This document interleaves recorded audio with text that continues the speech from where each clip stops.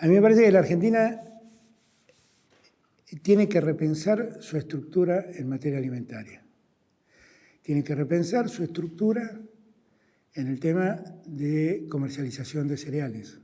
Nosotros hoy en día el gas en Boca de Pozo lo estamos pagando 3,40 más o menos. Y en Estados Unidos está 6,50.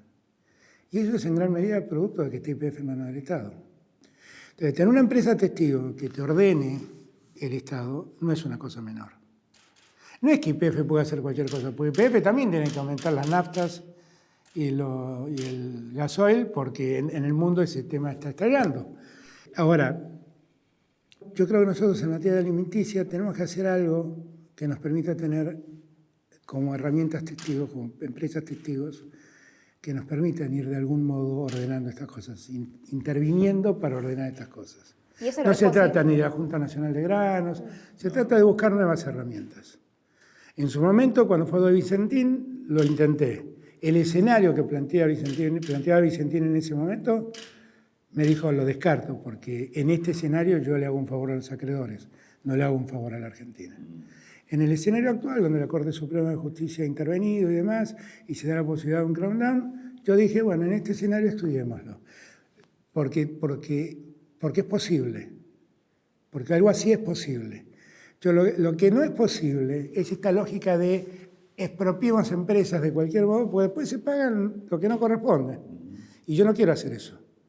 Cualquier alternativa en ese sentido, sí, hay que hacerla buscando el momento oportuno, la situación oportuna y garantizándote que al Estado le cueste lo menos posible.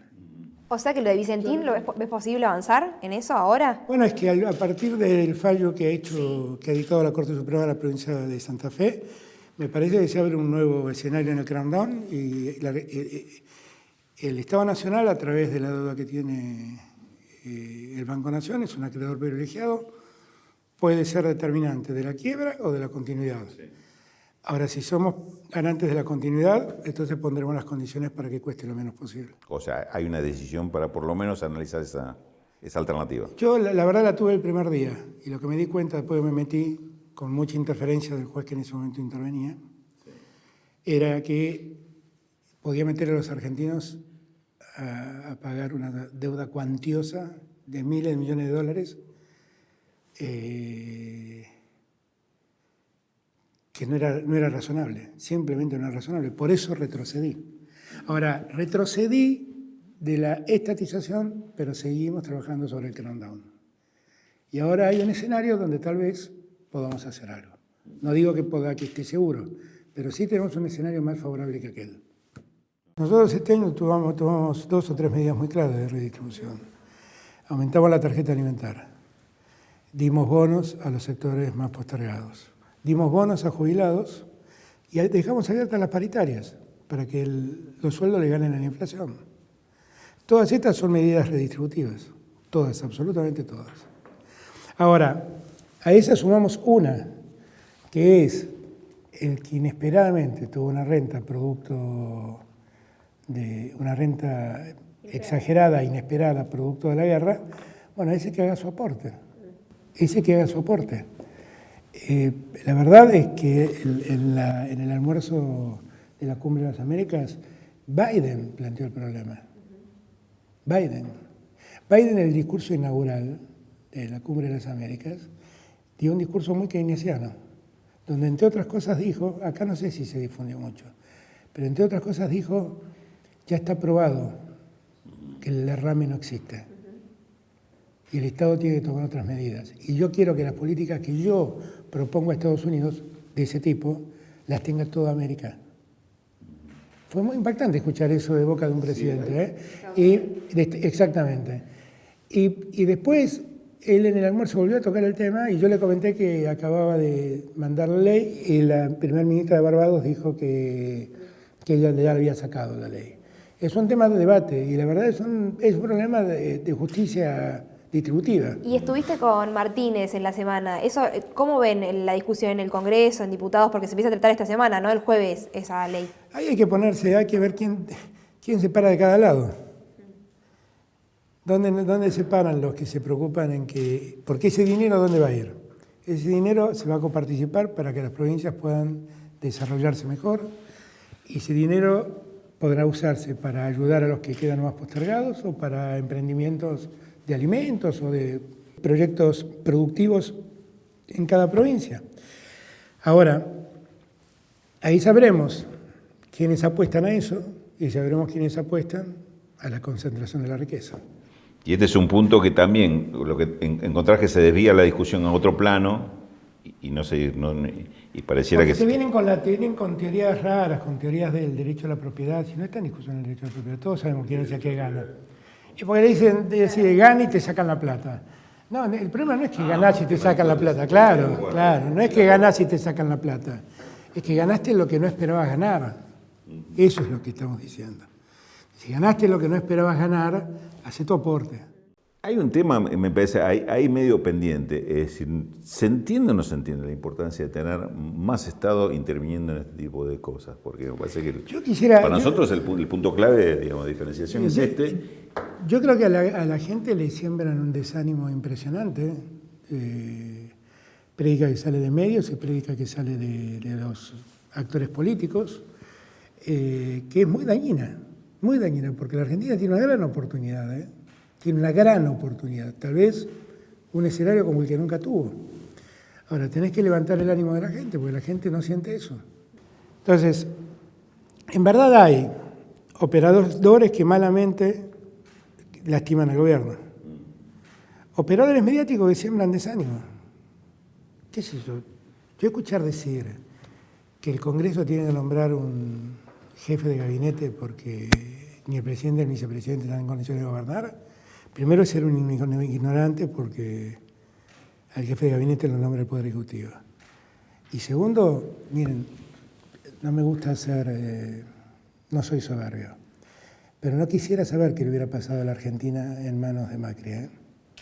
No quisiera saberlo, porque yo me ocupé de que 4.000 camas de terapia intensiva estuvieran en 60 días para atender a todos los argentinos. Me ocupé de ser uno de los primeros países que vacunaran a su pueblo. Cuando el tiempo pasa, va quedando en evidencia que fuimos de los que mejor tratamos la pandemia. Ahora, mientras tanto soporté un bombardeo que fue desde que yo encerraba a la gente, que yo cerraba las escuelas, que yo obligaba al aislamiento, que yo compraba veneno en lugar de vacunas, que yo me negaba a comprarle a Pfizer, y acaba de haber un estudio de una corporación de periodistas independientes que dijo que las condiciones que Pfizer le impuso a muchos gobiernos fueron definitivamente leoninas, y está el listado de gobiernos, pero la Argentina no está. ¿Ok? Bueno, yo me pregunto, ¿por qué pensar que ellos podían hacer las cosas mejor? Si nos dejaron el país con la mayor deuda, con niveles de pobreza enormes, con niveles de desempleo enorme, ¿por qué los argentinos pueden creer que ellos pueden hacer las cosas mejor? Muy fácil sembrar desánimo en una sociedad que ha vivido una pandemia como esta. Creo que cuentan con medios de comunicación que son absolutamente afines, que todos los días inventan y dicen una cosa nueva y construyen nuevas teorías y así van generando en la gente el desánimo que yo hasta el día de hoy no entiendo por qué no pudimos hacer una reforma en la justicia federal. Pero si le preguntas a la gente es porque esa reforma de la justicia federal era para la impunidad de Cristina. Y no tiene nada que ver con Cristina. No tiene nada que ver. ¿Por qué no podemos hablar de la Corte Suprema que no está funcionando bien? Y lo que la gente piensa es que yo quiero cambiar la Corte Suprema para manipular juicios. Y pensando, las elecciones, ¿cómo se hace en este tiempo que queda para revertir eso y que la gente acompañe al peronismo? Lo vamos a revertir porque la gente va a ver que la Argentina está creciendo, que lo que nosotros dijimos era cierto. No era falso, ya no lo digo yo, lo dice la Organización Mundial de la Salud, que nosotros manejamos mal el problema de la pandemia. Es más, permanentemente somos puestos como ejemplo. No era cierto que nosotros íbamos para atrás con la economía. Tuvimos un crecimiento como pocos en el mundo. No era cierto que el acuerdo con el fondo era un ajuste. No era cierto. No era cierto que nosotros promovíamos un proyecto de achicar la economía y dejar afuera argentinos. No era cierto. No era cierto que nosotros perseguimos a nadie. Los que persiguieron fueron ellos. Los que inventaron causas fueron ellos. Los que usaron a los jueces fueron ellos. ¿Y no crees que le pesa también a la gente el tema de lo que hablamos, de los precios, de la inflación? Sí, y por eso estoy trabajando, para resolverlo. Y por eso soy honesto con la gente. Y le digo, miren, este problema existe, no es que yo me hago el distraído, no me hago el distraído. No, asumo la realidad, el INDEC dice lo que dice, asumo eso como realidad y trabajo todos los días para resolver esto. En un escenario de enorme complejidad. En un escenario de enorme complejidad. Y en un escenario interno donde son pocos los que solidariamente dicen vamos a ayudar a arreglar esto, porque la solidaridad en esos grupos empresarios, ¿sabes cómo se entiende? Que cuando viene la pandemia donan X cantidad de toneladas de comida para la gente. Y con eso creen que han hecho el aporte para la sociedad. No. Yo como peronista que soy, nadie se realiza en una comunidad que no se realiza. Y ellos lo que hacen es lograr que la sociedad argentina no se realice. Yo creo que lo que nosotros tenemos que promover es el trabajo formal. Definitivamente. Porque un trabajador en la economía popular es un trabajador. Yo quiero aclarar que acá hay un concepto muy difundido que dice que el que recibe un plan social no trabaja, ¿no? El plan social le da como una base mínima para que pueda sacar unos pesos más y vivir con un poquito mejor. Lo que creo que el problema no es quién maneja el plan social. El problema es, uno, que el plan social no se convierta en una caja de la política, que es una situación que parece darse en algunos de los casos. Dos, que cada vez haya menos planes sociales y cada vez haya más trabajo formal. Porque el trabajador en la economía popular pierde todos los derechos sociales por los que nosotros tanto luchamos. O sea, un trabajador de la economía popular no tiene aguinaldo, no tiene vacaciones pagas, no tiene obra social, no tiene un montón de derechos. Jubilación. No tiene jubilación, no tiene licencias. Un montón de derechos que un trabajador en la formalidad tiene. Y lo que nosotros tenemos que hacer es que la gente ingrese a la formalidad. Cuando dicen, no, ahora pasa que las exigencias son tan grandes y resulta que en el medio de la pandemia, con una pandemia de 2 años de por medio, creamos 1.200.000 empleos. No está ahí el problema, no está ahí el problema. El problema central con los planes sociales es que la gente recupere el trabajo. Ese es el tema central. Hay que entender también que hay una economía popular que ha llegado para quedarse, porque hay mucha gente a la que le va a costar reinsertarse en la economía que viene, por las características de la economía que viene, empezando por lo tecnológico. Y a esa gente hay que darle una formalidad desde el Estado para que el Estado las tenga en cuenta, las vea y les dé herramientas para funcionar. Por eso yo soy tan insistente en formalizar en el Estado la economía popular. Formalizarla, tiene que haber alguien pensando en ese grupo social. Voy a hablar a título personal. Yo aprendí, divididos perdemos, cuando nos dividimos gana Macri. Yo no voy a hacer nada por romper. También yo creo que nos debemos dar un gran debate, porque el mundo de hoy no es el mundo de hace 10 años, es otro mundo, muy distinto. Y la crisis post-pandemia, sumada a la crisis posguerra, va a dar un sistema global diferente, que no sé cuánto de global va a tener. Entonces, yo quiero que nos demos un debate franco. Yo tengo muchas ganas de dar ese debate. ¿Qué propondrías para generar ese debate? ¿No? Porque me parece que nos falta espacio para... No, tomar comprensión cabal de lo que pasa en el mundo. De lo que pasa en el mundo. Eso es lo que hay que... Han pasado cosas raras. El rublo se desmoronó en un día, al día siguiente que Putin hizo el primer acto bélico. Y después dijo, ¿quieren gas? ¿Quieren petróleo? Ok, páguenlo en rublos. Y el rublo ahora está sobrevalorado. Entonces, así funciona el mundo. Y todos esperaban que China iba a hacer algo. ¿Y qué hizo China? acopió producción, compró todo lo que pudo de girasol, compró todo lo que pudo de trigo y miró de afuera hasta acá. ¿Y Europa qué hace? ¿Y Europa qué hace? Y lo escuchás a Alemania y a Francia diciendo no acorralen a Rusia, no acorralen a Rusia. Y Estados Unidos que todos los días intenta acorralarla. Y Rusia, avanzando por los datos que hay de derechos humanos en Naciones Unidas, despiadadamente sobre Ucrania. Ahora, esta discusión no está. La discusión es todo tema interno. Pesa nada, por mucho que nos peleemos nosotros, ¿cómo hacemos para arreglar eso? Ahí tendría que estar puestos todos nuestros esfuerzos hoy, ¿eh? Ahí tendrían que estar, porque además, yo insisto en este punto, tenemos una posibilidad enorme de que nos vaya muy bien. Y con vaca muerta y todo eso, digamos. Mirá, ¿qué va a demandar el mundo? El mundo va a demandar energía. Tenemos el segundo yacimiento de gas no convencional del mundo. Si hacemos plantas de licuefacción de gas, tenemos gas para venderle al mundo por décadas. El gas ha sido declarado energía de transición por Europa, con lo cual ahí tenemos un mercado muy importante.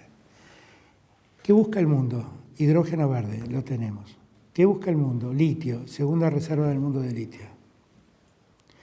¿Qué busca el mundo? Alimentos. Somos grandes productores de cereales, de oleaginosas. Digo, tenemos todo para ofrecerle al mundo. Lo único que tenemos que hacer es ordenarnos. Ordenarse quiere decir, no podemos convivir ni con esa inflación ni con este déficit fiscal. No podemos convivir con esas cosas. Y hay que hablarlo, porque el déficit fiscal no es un problema de derecha o de izquierda, es un problema de números. Así, hay momentos en donde tenés que caer en el déficit fiscal. Y es virtuoso caer en el déficit fiscal. Y hay momentos donde tenés que salir para que la economía avance. Bueno, ¿me puedes explicar por qué si la economía creció del 10,8%, la venta de gasoil en corriente creció del 40 y pico? ¿Hay acopiadores o hay contrabandistas? ¿Está? Y bueno, contra eso uno no hace cálculos. O sea, cuando vos haces un plan de negocios, no pones cuánto te van a robar. ¿No? Acá el problema que tuvimos es que ha habido un aumento de la producción que demandó un aumento de la oferta, pero además hay aumentos en algunas provincias inexplicables, inentendibles, que solo se explican por esta vía, por alguien que está copiando, por alguien que está contrabandeando, o por el famoso contrabando hormiga, que es el tipo que cruza con su auto de Brasil, cruza por un puente a la Argentina, carga nafta y se vuelve a Brasil. Y las diferencias de precios con los distintos países es muy importante, precisamente porque la Argentina eso lo ha cuidado. Ahora, las medidas que hemos tomado tienden a regularizar el tema, tienden a resolver el tema. ¿Son costosas? Sí, son costosas. Porque llevar el corte del gasoil del biodiesel de 5 a 12 puntos y medio, y sí, es costoso. Hoy en día el biodiesel es más caro que el gasoil importado. Entonces, pero la tranquilidad es que lo tenés. Sí. Mientras que el gasoil importado no sabes si lo tenés, porque la oferta también ha caído. ¿Y estas cuestiones, Alberto, que se han detectado, ¿qué no, bueno, no, ahí Gendarmería ha trabajado muchísimo y ha denunciado muchos casos. No solamente en materia de combustibles, también en materia de soja, todo eso que se habla de el contrabando de soja a Paraguay y demás. El otro día Aníbal me dio un informe y la verdad cuando mirás los números son realmente importantes, no es que detectaron un camión. Lo que pasa es que bueno, son cosas que a veces la prensa no destaca y se quedan más con la idea de que de acá es un viva la pepa y todas esas cosas pasan sin consecuencias. Sí. A veces también pasa que falta interpretación de algunos hechos, ¿no? Acá hay un problema por ahí compartido. Por ejemplo, ¿el cambio en aduana tiene que ver con esto? El cambio en aduana tiene que ver con tratar de prestarle más atención al movimiento de dólares que tiene la Argentina. ¿Qué es eso? Michel es alguien con mucha experiencia, que creo que le puede implantar. Yo creo que hizo un gran trabajo la directora que estuvo hasta ahora. Traverso. Pero creo que que él puede darle una impronta más fuerte a este problema que más nos preocupa, que es irónicamente, el mayor problema que tiene Argentina es que crece. Como crece, exporta, pero como crece necesita importar para poder producir. Y eso es una combinación compleja, muy compleja.